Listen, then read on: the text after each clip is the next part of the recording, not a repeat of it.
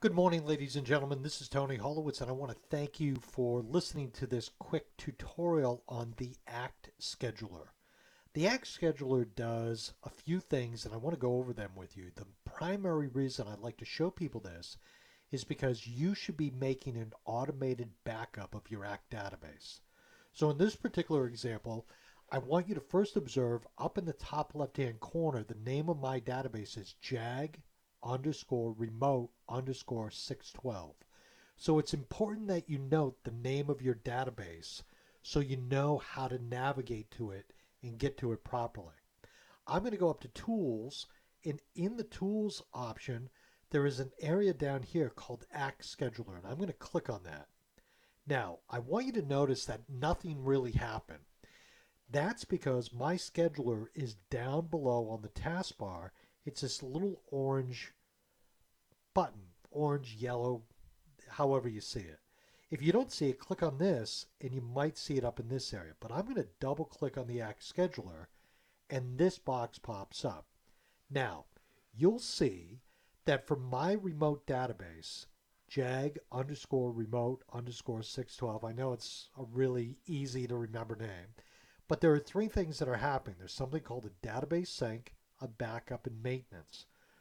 Depending on the way you have Act set up, you might have the option to do three of these things. There are only three options. So what I'm going to do is I'm going to click right here on the backup and I'm going to go edit task. Now, for you, if you've never done this, you would have clicked on create task.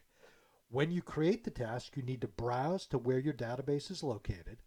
You need your username and your password. I'm going to click next. Here, because it's grayed out, that tells me I've already done it. In your case, it's not going to be grayed out. It's going to be sitting there where you'll have a drop down and you want to choose database backup. I'm going to click next. Again, it's telling me where it's going to back up and the name of the file. I'm going to click next one more time.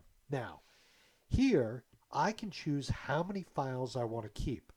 So by default, it only keeps the last 5 backups. You can choose. It really depends on how much space you have on your hard drive. I chose to keep the last 30 backups just because I have a huge hard drive and it doesn't really matter how many I have. So I chose 30, just a random choice.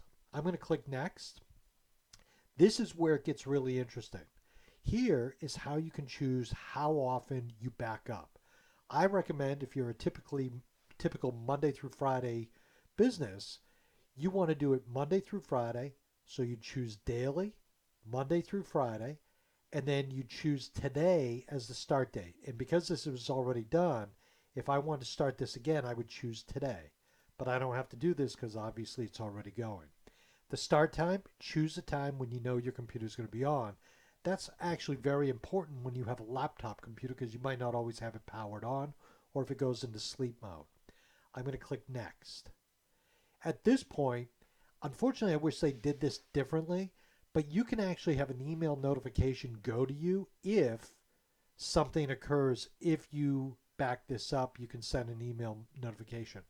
I don't like this. I wish they had told you this at the beginning because you need some email settings. For now, I'm going to ignore that. I'm going to click finish. Now, what that does is it makes sure that I have a backup of my database done every night.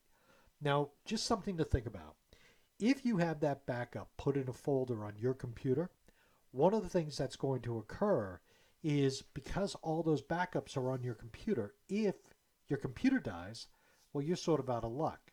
So one of the options is you could have put it at an external hard drive. You could have put it in a couple different places, but the dilemma is this.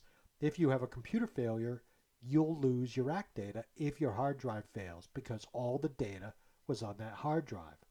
So I recommend strongly a service called Carbonite, especially if you're a smaller business or an individual. Get Carbonite because it backs up all your files automatically when they're stored on your computer. So worst case scenario, if you lost your computer for some reason or something happened and you had a catastrophe, well, you know that you have a backup of that file that's created. The file that's created is what's called a zip file. And that's how you can be assured that your data is safe. So again, back it up, Put it on your hard drive or a remote drive, but wherever you put it, make sure it's backed up by an external service. For an individual, Carbonite's approximately $70 a year, and I can lead you towards that if you have any questions.